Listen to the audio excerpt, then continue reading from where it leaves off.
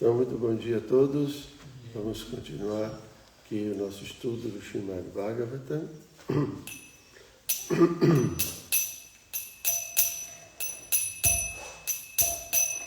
Jaya Radha Madhava Kunja Bihari Radha Madhava Kunja Bihari Jaya Radha Madhava Kunja Bihari Jaya Radha Madhava Kunja Bihari Gopi Janavalabha Girivaradari Gopi Janavalabha Girivaradari Gopi Janavalabha Girivaradari Gopi Janavalabha Girivaradari Gopi Janavalabha Girivaradari Gopi Janavalabha Girivaradari Shudanandana Raja Janarandana Yashodanandana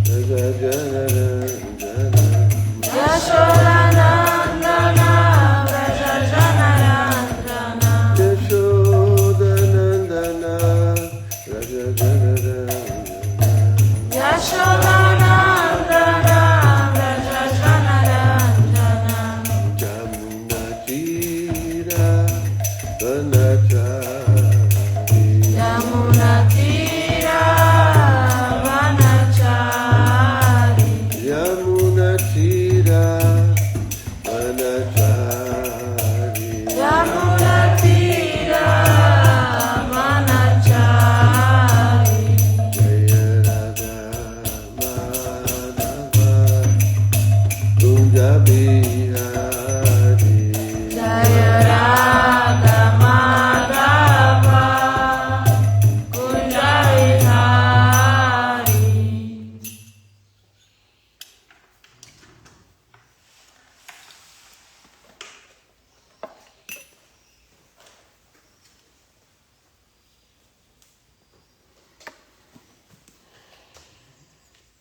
Então vamos continuar o significado do canto 10, capítulo 29, verso número 11.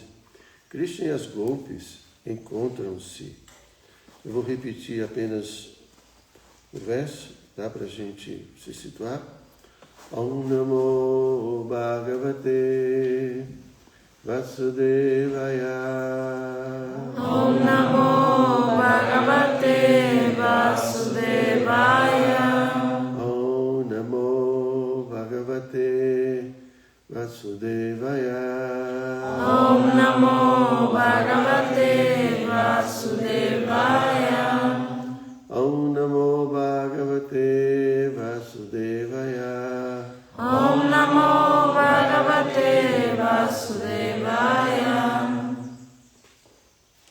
Então o verso foi o seguinte: para aquelas golpes que não puderam ir ver Krishna, a intolerável separação de seu amado causava tanta agonia que queimava todo o karma impiedoso.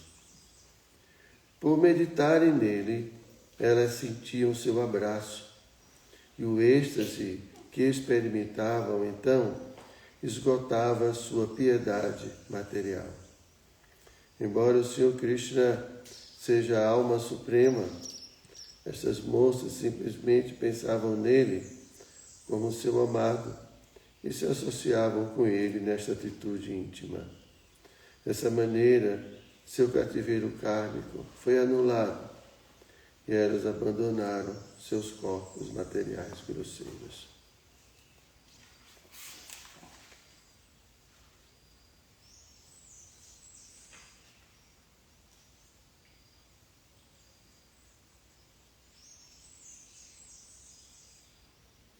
Agora, nossa, lembrar como é que a gente parou ontem, o significado.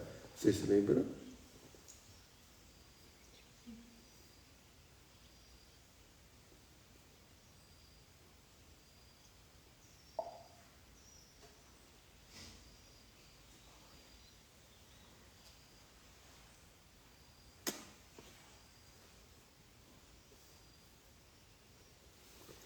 Bom, vamos ler aqui de novo essa parte aqui. Pode-se, portanto, compreender o verso da seguinte maneira: por causa da intolerável separação de seu amado, as golpes sentiam terrível agonia, devido à qual elas faziam tremer todas as coisas inauspiciosas. Eu sei que a gente já leu isso aqui, né?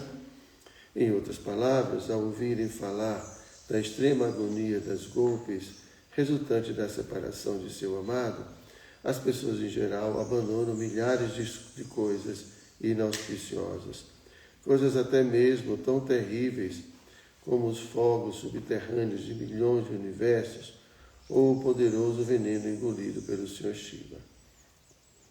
Mais especificamente, aqueles que ouvem falar do modo das golpes em separação abandonam o terrível falso ego e, considerando-se derrotados, são abalados.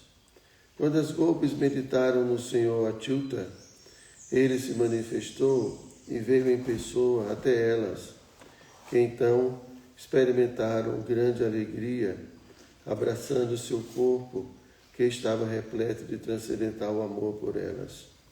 As golpes também experimentaram enorme júbilo, exibindo características pessoais e um sentido de identificação apropriado para tal amor. Este júbilo fez que toda a boa fortuna, tanto material como espiritual, parecessem desprezível em comparação. Isso aqui tudo já foi lido, né, gente?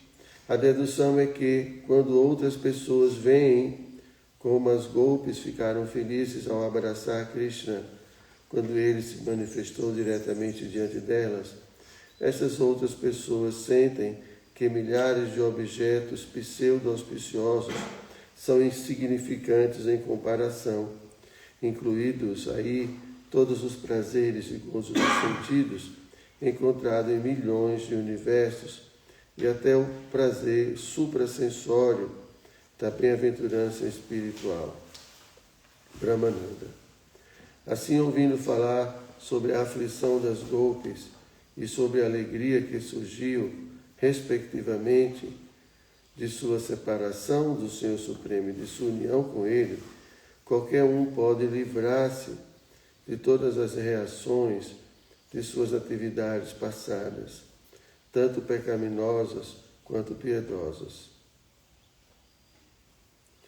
Os Vaishnavas, de certo, não acham que as reações pecaminosas e piedosas só podem ser destruídas pela vivência, pois, afinal, nem a separação do Senhor Supremo, nem a associação direta com Ele estão na categoria do karma.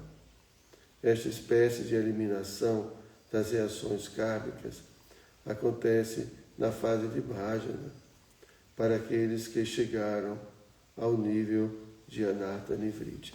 Então, esse aqui é um ponto interessante, que aqui Vishwanatha Chakravarti está explicando que, mesmo pelo fato de a gente meditar, né, nas atividades das golpes, e aqui mais especificamente no comportamento delas diante da separação de Krishna e diante do encontro com Krishna.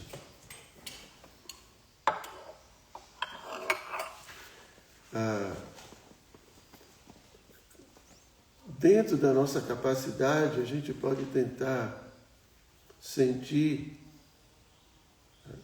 o que elas estavam sentindo naquele momento, comparando as próprias experiências que a gente já teve nesse mundo, né? Porque, obviamente, nós não vamos conseguir sentir exatamente o que elas sentiram, tá? Mas, aqui está vindo a minha inteligência, né? Que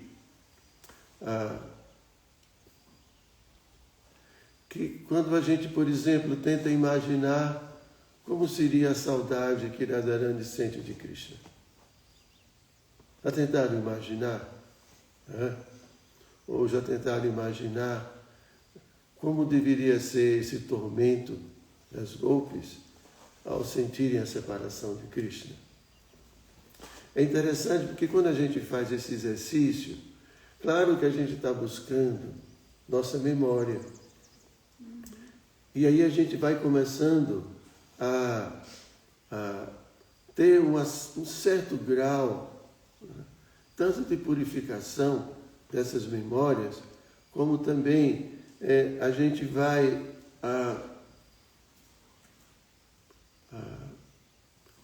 sentindo alguma coisa, né? Como eu posso explicar para vocês? Assim, eu posso dizer para vocês que já fez esse exercício, né? Quando lembrava de Radharani, lembrava assim, tentava imaginar, né? Qual o desejo que Radharani tem, qual a intensidade do desejo dela de servir Krishna. E só por pensar nisso, né? A gente desenvolve assim também poxa, ela está tão...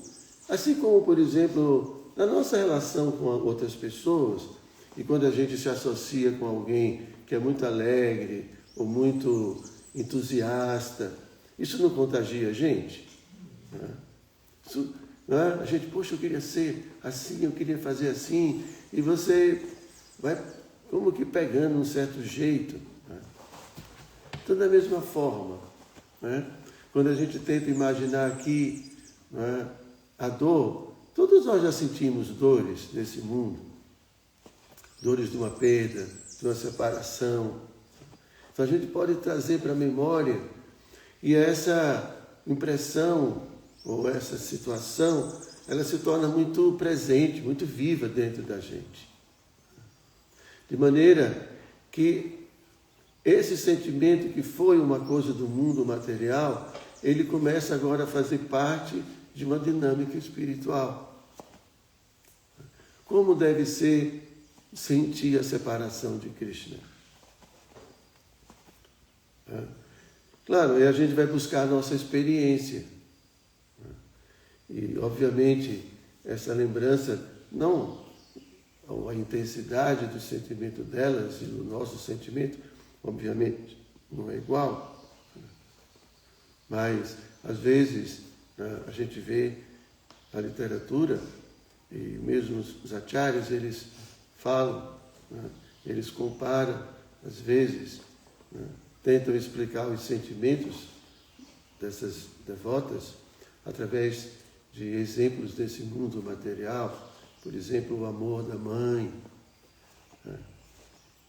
que o amor puro se assemelha muito ao amor de mãe. É uma tentativa, não é? De a gente poder compreender a intensidade do que seja isso. É uma tentativa. E quando a gente traz, claro, quem é mãe, né? Ou quem é pai, né? Pode sentir. Né? Ou mesmo quem já se envolveu nesse mundo, quem já se apaixonou, quem já se decepcionou, quem já teve essas experiências, né? Ela vai poder pegar esse sentimento, né? E colocar nessa experiência de tentar entender o que é isso. E quando a gente coloca esse sentimento ali, conectado, para tentar entender, né? A gente começa a ter uma certa compreensão. A nossa compreensão ela vai ficando mais clara. A gente vai começando a perceber também que eu ainda não estou nessa condição, que essa condição ainda não é uma condição minha, que não me pertence. Eu sei que ela existe, eu sei que eu já tive isso, já experimentei isso, mas ao mesmo tempo, com relação a Krishna, isso ainda não existe. Eu não sinto essa separação, eu não sinto a dor que eu senti quando perdi alguma coisa nesse mundo. Eu perco Krishna constantemente e e não sinto o que eu senti quando perdi isso, quando perdi aquilo. Eu não... Entendem? Então é muito interessante a gente fazer esse exercício. E aqui, Vishwanatha está dizendo que as pessoas, quando ouvem essa experiência que elas tiveram, então aqui é claro que não é só uma questão de ouvir, é uma questão de entrar nisso, não é? De tentar entender. E isso purifica a pessoa.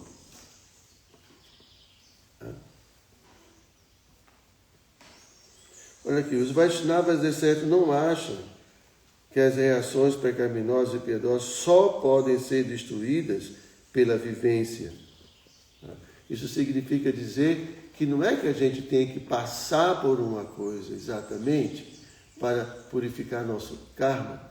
E aqui, como a gente falou ontem, o karma significa também significa nossos samskaras, são os efeitos de nossas atividades. Então a gente pode purificar o efeito de nossas atividades não apenas vivendo praticamente essas experiências, mas também ao meditar nessas experiências. A gente pode ir purificando. Então, para vocês verem a importância da meditação, a importância de a gente se colocar ali. E como a gente já disse várias vezes, não há diferença entre a experiência sensória e a experiência mental. Quando você começa a trazer os seus samskaras e coloca eles nessa experiência mental, é isso que a gente faz todos os dias e todo momento.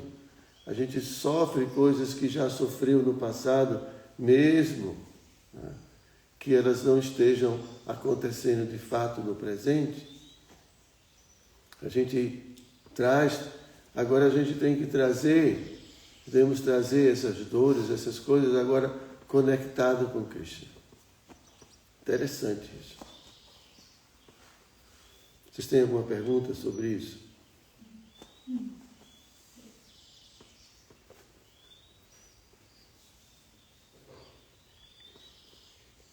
Essa espécie de eliminação das reações kármicas acontece na fase de bhajana, para aqueles que chegaram ao nível de anartha nivriti. Então veja, bhajana, a gente vai começar a estudar agora o Madhurya Kadamini, né? E a fase de bhajana é essa fase que antecede a anartha nivriti. Quer dizer, o bhajana é que vai eliminar os nossos anartas. É o bhajana. Então, e o que é um bhajana? Não é só sentar e tocar harmônio, obviamente. A gente chama isso. Bhajana significa, porque a gente tem Shraddha, primeiro Shraddha, depois Sadhusanga, Bhajana Kriya. Bhajana Kriya, Kriya significa fazer, né? Fazer bhaja. Esse bhajana inicial, ele não é o bhajana ainda perfeito, porque ainda não estamos purificados. Então é uma espécie de imitação dos bhajanas, dos devotos puros, onde eles estão completamente absortos, estão cantando, glorificando Krishna, com Krishna em suas mentes, com a lila de Krishna em suas mentes, e ali eles estão fazendo serviço. Isso é um bhajan, não um devoto puro. O nosso bhajan ainda é cheio de impurezas, né? Cheio de distrações, e a gente tem que fazer um esforço muito grande. Mas é o que eu tenho dito para vocês, né? Que tem que envolver a mente. A gente está estudando no livro, né? Nome Vivo, precisa dessa absorção, precisa envolver o coração para ver essa purificação, porque a nossa purificação é a purificação da Chitta, é a purificação das memórias, é a purificação dessa bagagem que está nos prendendo nesse mundo material. É essa bagagem. Então o bhajana é para ir lá fundo, é para purificar essas coisas lá de dentro. E aqui a gente está vendo uma experiência muito, uma proposta, vamos dizer assim, de Vishwanatha Chakravarti, de a gente começar no nosso bhajana, estamos cantando os santos nomes, fazendo o que quer que seja. Né? Como disse às vezes, né? De repente a gente pode estar varrendo o templo e pode estar pensando, né? Qual o prazer que Mãe Yashoda sente, né? Em varrer o quartinho de Krishna. Não sei se é quartinho, pode ser um quartão. Né? Mas o que ela sente quando ela cozinha para Krishna? O que será que ela pensa? Imagine, quando você está fazendo isso, o mundo material deixa de existir.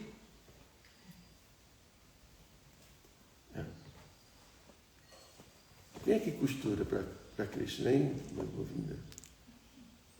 Quem é dos passatempos? Eu nunca vi a descrição de uma costureira de Krishna. Mas o que será? Né? Radharani deve consertar a roupa de Krishna. E o que será que ela sente? Que tipo de êxtase? Isso é meditação.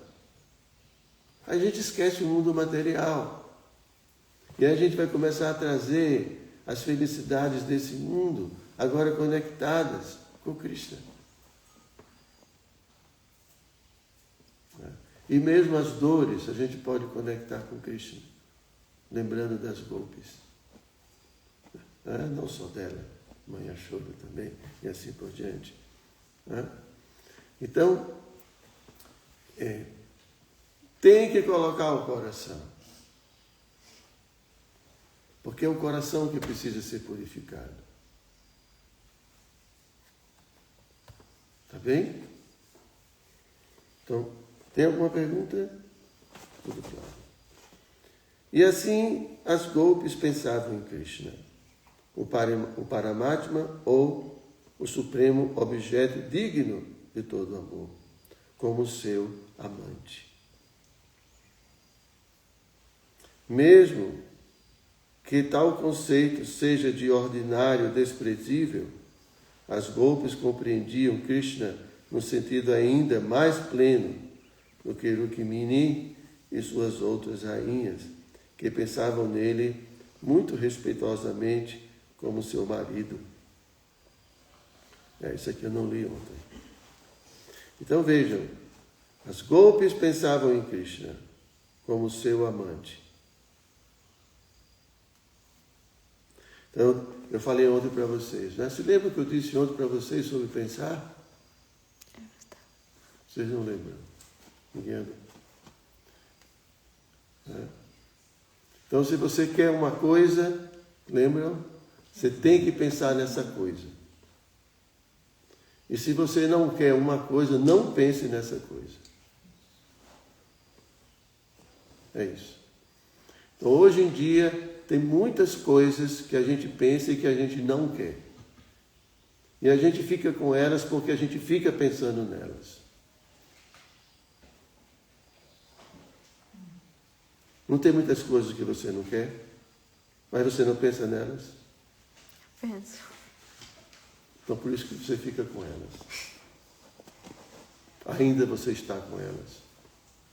Então, se eu quero Krishna, eu tenho que pensar em Krishna. Elas pensavam em Krishna como amantes. Krishna como seu amante. Elas pensavam assim. Então elas tinham Krishna como seu amante. E se a gente pensa em Krishna como o nosso amigo, Krishna se torna nosso amigo. E assim por diante. É o que a gente pensa, isso é o poder do pensamento. Então não pensem no que vocês não querem. Pensem apenas no que vocês querem. É assim que funciona.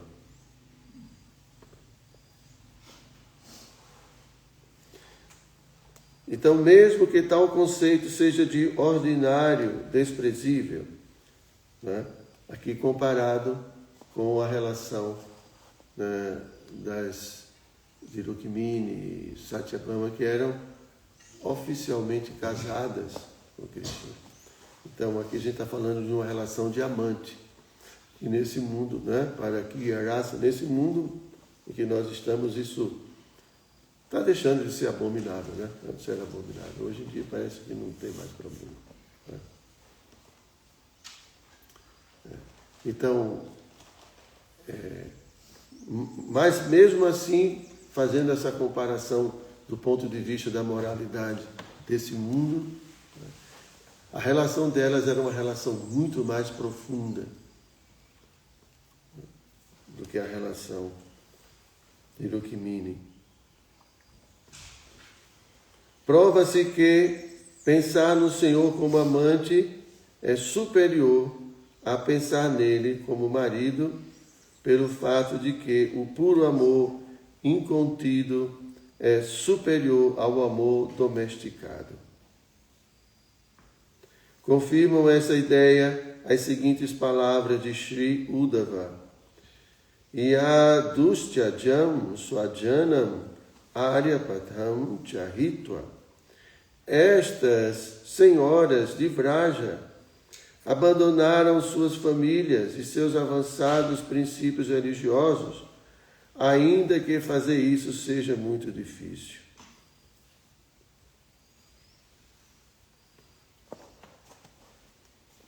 Vamos ler só mais um parágrafo. Em seus passatempos na terra, Krishna muitas vezes converte as coisas mais baixas nas mais elevadas.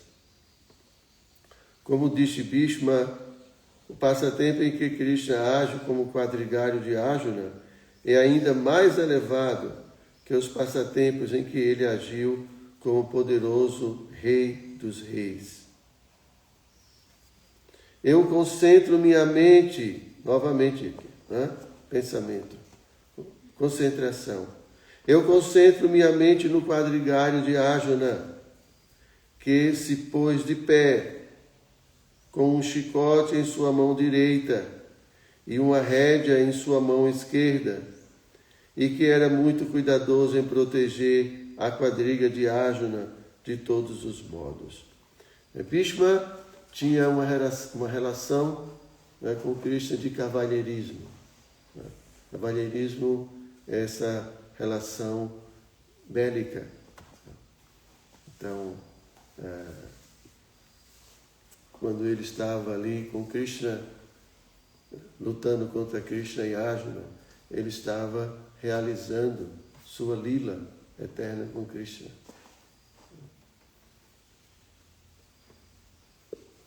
E ele aqui, então Bhishma meditava em Krishna nesse passatempo, porque esse passatempo era o passatempo com o qual ele se identificava, ele se relacionava, né?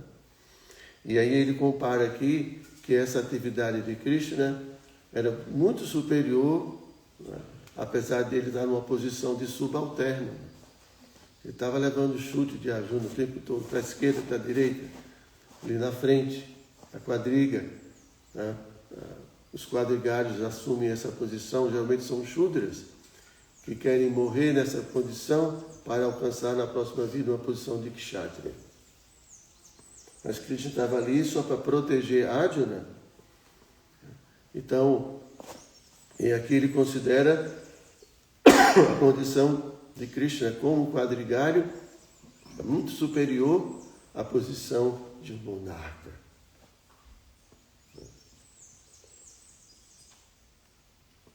Assim também, no aparecimento do Senhor como Krishna, vemos que a normalmente inferior raça conjugal torna-se melhor que a atitude normalmente superior de Shanta raça, bem como a atitude de ter um caso com uma amante torna-se superior ao intercâmbio amoroso entre esposos legítimos.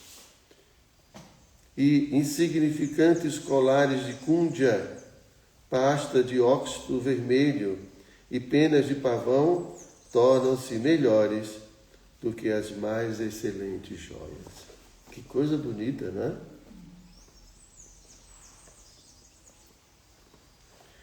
Então, o que está se enfatizando aqui, gente? Então, paramos aqui, para não esquecer amanhã, na página 516. Amanhã o Chaitanya Chaitanya. Ou depois de amanhã. Então, Krishna já falou muitas vezes que o que ele aprecia é a intimidade. É isso que Krishna gosta. Então, Krishna não está preocupado com a opulência, porque ele já tem tudo isso. Krishna não está preocupado com conhecimento, porque ele já tem tudo. Krishna não está preocupado com nada, na verdade, porque ele tem tudo. Não é? Mas, aqui o que a gente percebe é a espontaneidade, a simplicidade. O ambiente de verdadeiro amor é o que atrai Krishna. Então, é como ele mesmo diz na Bhagavad Gita, você pode me oferecer uma flor, pode me oferecer um pouco d'água, pode me oferecer uma folha. Não é assim que Krishna diz? E aqui o que a gente está vendo, né? Que ele aprecia muito mais um colar de kundya, são as sementezinhas vermelhinhas. Né? E aí, quando eles estão passeando na floresta, né, os meninos pegam flores do campo, as flores silvestres, sabe essas florezinhas que dão aqui o tempo todo? Eles pegam e fazem brincos, eles pegam as flores de lótus, né, fazem brincos de flores de lótus naturais, né, e fazem coroas de flores, e guirlandas, né, e tem muitos passatempos onde Krishna, por exemplo, decora os cabelos de Radharani com flores silvestres. Então a gente pode pensar em tantas coisas. Imagine você com a cesta cheia de flores assim, oferecendo para Krishna decorar Radharani. Não é? Mas a gente fica pensando nesse mundo, no shopping center, o que é que eu vou comprar hoje lá, não sei, não decorar. Vocês podem pensar tudo isso, não estou recriminando. O ponto é que existem outras coisas para se pensar, muito mais, que vão nos tirar desse mundo material e não nos prender nesse mundo material. Né? Então essa simplicidade, essa espontaneidade, né? Isso é o que de fato atrai Krishna, porque não está assim, maculado, né, por prestígio, ou por poder, ou essas coisas que podem existir nas relações, nos interesses. Né? Tudo simples, todo mundo desprovido de qualquer tipo de maldade, de qualquer tipo... Viviam assim, brincando, felizes. E a gente tem que ser como criança. Né? Jesus falava isso. Sede inocentes como as crianças. Né? Sede perfeito como o Pai é. A gente tem que ser como as crianças, inocentes, puros, sem maldade, sem nada disso. Tá bem? Vocês têm alguma pergunta? Pois não, Raul. Maharaj, aqui esse trecho trata de passatempos que são desconcertantes, né? Essa é a palavra, né? E muitas pessoas viram uma pedra de tropeço total, assim, né? Só para dar um exemplo, tem uma cunhada que ela abriu muito a mente assim, para o conhecimento transcendental, dei uma Gita para ela se interessou, só que aí uma amiga veio para o ouvido dela e falou: Krishna teve 16 mil esposas. Aí isso entrou na mente dela que ela não consegue esquecer mais isso. Ano após ano só fica repetindo isso, ela não consegue. Então, se o senhor pudesse assim, responder essa pergunta, como é que a pessoa pode transpor esse obstáculo, né? Tipo em dois níveis, assim. Um para a pessoa mesmo externa, assim, que, tipo minha cunhada, assim. E outro, assim, para um devoto que está mais já dentro, assim, tentando se aproximar, já entendeu um pouco o embate, mas ainda assim o passatempo fica perturbando ele. Como é que pode Krishna fazer uma coisa imoral? São duas coisas. Uma vez eu ouvi, acho que era da Rússia, os devotos estavam sendo julgados, alguma coisa assim, e aí lá no tribunal falaram, né, disso, né, que esse Deus dele tem não sei quantas esposas e tal. Aí o advogado, eu não sei, falou assim, Jesus tem quantas noivas? Toda freira é uma noiva de Krishna. Elas usam aliança. Então ele é promíscuo? Hã? Então isso é um exemplo de uma mística que as pessoas não entendem. Elas entendem a coisa de uma forma muito literal, mas elas desenvolvem essa relação. Eu estudei, minha tese foi Madre Teresa d'Ávila. Ela é uma doutora da igreja. Ela era meu amado, Jesus era o amado dela. Então, as pessoas não entendem, porque, né, elas tentam entender as coisas com a cabeça delas, então fica limitado. Né? E uma outra coisa que a gente precisa entender é que, na verdade, tudo é Ele. Né? Assim, nesse mundo a gente faz essa distinção, eu, você, mas nós somos a energia de Krishna. Então não existe nada de ilícito. Se Krishna vem e tira seu casaco, isso não é ilícito, porque é dele, é a energia dele. Mas se a gente fala, ó, Deus tem todo o direito de chegar na sua casa, tirar todos os móveis, ninguém vai querer adorar esse Deus, né? Mas é direito dele, é tudo dele. Você que pensa que é seu. Então, todos nós, almas, somos partes de Krishna. E Krishna, ele se expande em todas essas diferentes energias.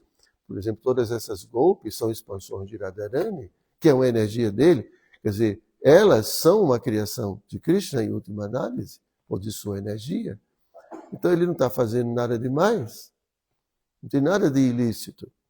Mas até que você explique para as pessoas tudo isso, que elas compreendam isso custa muito, né? E às vezes ficam bloqueadas por seus julgamentos, por sua moral, essa coisa. Né? Mas como eu já disse outro dia, imagine... o que eles imaginam de Deus? O que vai ser? Que ele simplesmente é um velho? O que é Deus? Qual é o conceito de Deus que essas pessoas têm? Alguns nem consideram a existência de uma pessoa, outros consideram que, sei lá, né, um velho barbudo anotando os pecados de todo mundo. Então, qual é o conceito que a pessoa tem de Deus? Né? Aí você pergunta, se você fosse Deus, você queria ser como? Queria ser um velho barbudo? Né? O que você ia fazer na eternidade com todo o poder que você tem, com tudo que você pode fazer? As pessoas já estão fazendo isso. Quem tem algum poder, quem tem algum dinheiro, faz o quê? Constrói seu mundo. Uma casa incrível, né? E coloca as pessoas ali dentro que vão servir, que vão amá-lo, que vão, sei lá, fazer alguma coisa. As pessoas, nós estamos imitando Deus. Só que muito precariamente, né? Mas a gente tenta fazer isso. E quando não pode, a gente compra, a gente rouba. E Krishna não precisa fazer nada disso. Porque tudo está sob o controle dele. Mas nesse mundo é assim. Então, Deus é isso, ele está curtindo. Vai fazer mais o quê? Está tudo feito, está tudo pronto. Mas é só brincar. E aí ele é muito esperto nisso, né? A criatividade dele é ilimitada.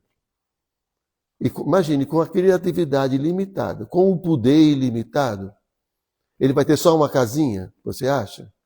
Ele vai ter só uma namorada? Ele tem tudo. Ele pode manifestar tudo, universos paralelos. Ele pode fazer o que ele quiser. Expandir o seu prazer e sua felicidade. É porque a gente não tem noção do que é um ser absoluto. Tá bem? E a ideia é que os passatempos de Krishna fazem todo mundo feliz. Já os nossos passatempos, muitas vezes, causam dúvida. Geralmente. Esse mundo não dá certo. Então, Grantaraj Srimad Bhagavatam Ki Jai.